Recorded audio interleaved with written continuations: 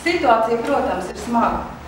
Protams, man ir parādi, protams, man ir valsts ieņēmuma dienestam parāds. Bet viskuriozākais ir tas, ka abām šīm iestādēm ir noslēgta vienošanās, kur maksimāli pēc iespējas es pildu. Tas ir pirmām kārtām. Otrām kārtām, oficiālā procedūra ir šāda sekojoša. Es ūdensvadību zaudējot izgājušai procedūrai. Pirmām kārtām ir jāiemaksā nauda tiesas izpildītājiem par objektu. Pēc tam tiek sagatavota vēstule tiesnesim. Pēc tam ir tiesa, un tikai pēc tiesas jūs ienākat šeit, un mēs ar kaut kādu aktu nododam šīs te telpas. Tā kā es gribu pateikt vienu, es apmēram mēnesis pusotru. Mēnesis pusotru. Un tikai tad, kad būs šī te oficiālā daļa, kad es būšu parakstījusi, ka atstāju atslēgas, tikai tad jūs varēsiet nākt šeit iekšā un kaut ko laust un darīties. Pauzes kundze un Rūpkungs. Tikai tad. Jo līdz tam brīdim vēl šis īpašums atrodas manā pārvaldībā un ir pateikt bankas īpašums. Un ja jūs runājat par parādiem komunāliem, tad es 3 dienas atpakaļ ar jums sazvanījos, un jūs ļoti labi zināt, ka komunālo parādu man dotajā brīdī, izņemot ar Fortumu, nav. Un jūs ļoti labi zināt arī to, ka valsts ieņēmuma dienestā man ir nodokļu atbalsta programma apstiprināta, kur es arī veiksmīgi pildu. Un man mazliet satrauca jautājums tāds pūsturīgi. Jūs teicāt tā, ka pašvaldība netaisās maksāt 85 latus parādu dzēšanai. Pasakiet, par ko tad jūs maksājat 85 latus? Jūs teicāt, tajā brīdī, kad ar vecākiem bija saruna, jūs teicāt, ka pašvaldība turpmāk netaisās maksāt 85 latus, lai dzēstu uzņēmumu parādus. Kāpēc jūs domājat, ka no 85 latiem, kā jūs teicāt, no 85 latiem nedzēšās parādu vecāki maksā naudu? Ar to maksu, ko vecāki pie sagot ir gatavi sekt par siltu ūdeni. Un otrs, ja 85 latiem ir noslēgts līgums, un līgumā ir minēts, kam šī nauda ir paredzēta, cikiem mērķiem izmantot. Tagad ir kurioza situācija. Fortums vēlās no manis saņemt maksājumus pēc grafika, kā mums arī uz 60 mēnešiem viņš tika noslēgts. Vits grib no manis saņemt nodokļu parādus, ko es ļoti veiksmīgi maksāju un tekošos maksājumus. Jūs, es atvainojos, nebaidos no tā vārda, nodarbojāties ar balto reidrismu, paņēmāt, nopirkāt izsolē īpašumu, kur jums, principā, ja jūs sakat, ka es jūs nebrīdināju, tad atklāt sakot to, ka jūs piedalīties izsolē, es arī uzzināju tikai no preses. Jo man pēdējā sarunā ar Avas kundzi bija tāda, kāda viņa bija.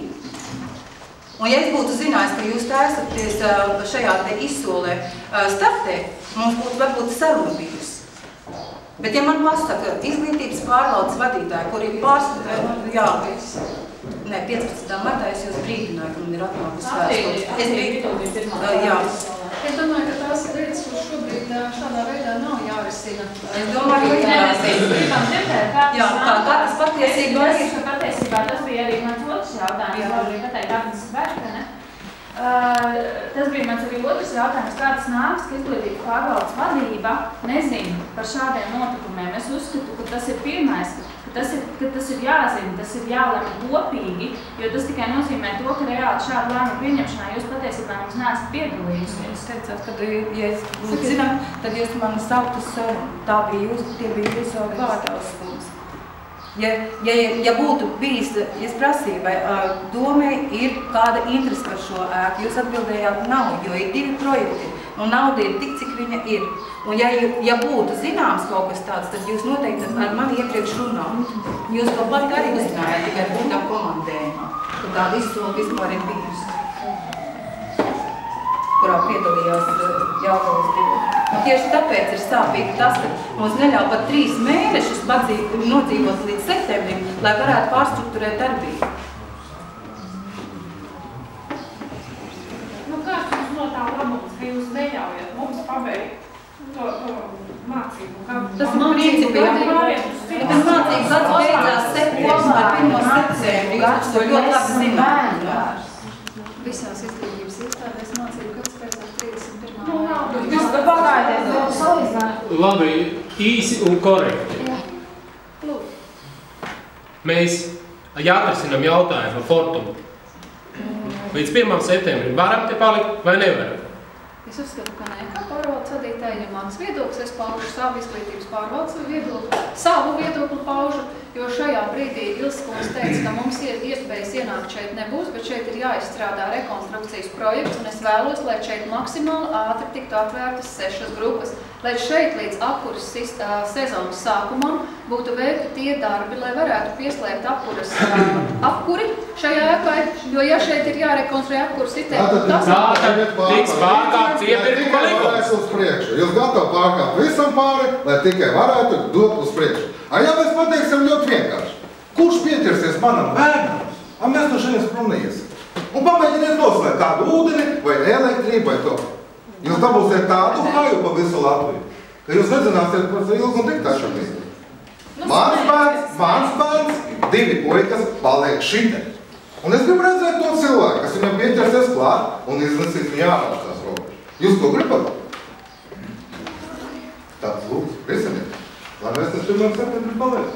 Visi kopā salasīsies un paliks. Nu, ko jūs izdarīsiet? Atkal pamāsiet galvu? Policiju sauksiet. Izsauksiet, es gribu redzēt to policiju, kas atnāk. Es gribu redzēt to vecīti, kas noslēgs siltu ūdeni. Ja mēs nākošā mēnesī samaksāsim Fortumai tekošos rēķinus. Jūs gribat haju?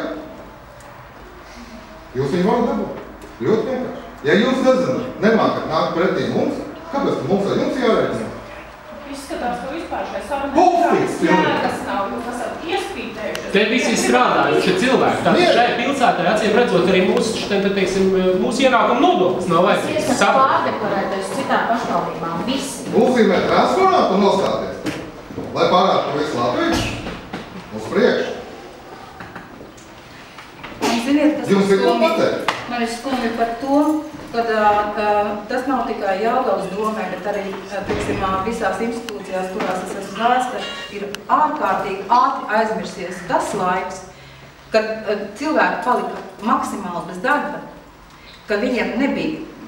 Principā es varētu pateikt tā, brīžiem bija tā domāt, ko ēst, ko neēst, un vai vispār ēst, un ko darīt tālāk.